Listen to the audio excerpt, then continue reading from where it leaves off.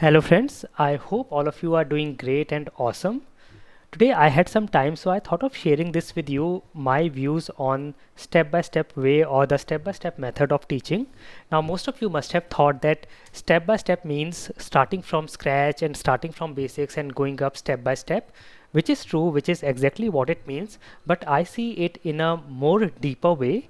If you have ever seen a rope walking artist or a tightrope artist or a high wire artist, the people who walk on ropes, and if you see their training, you can actually see their training videos on YouTube.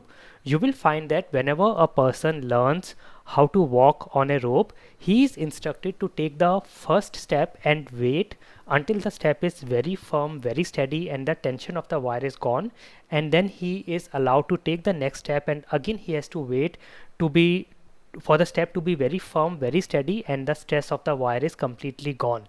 And at any step, if he falters, he has to go back and start from step one.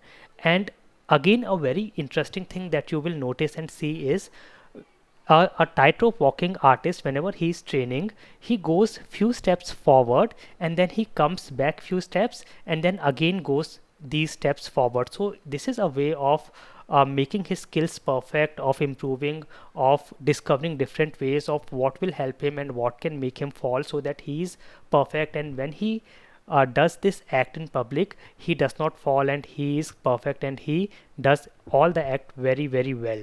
And again, a very important thing is, you will notice that once he is just few steps away from the edge or from the destination, he is very careful. He is instructed that you have to be very, very careful in the first few steps and also the last few steps. It should not be like, now just a few steps are left, I will just run and complete those steps. It never happens. If he tries to do that, he will fall and the whole act will go wrong.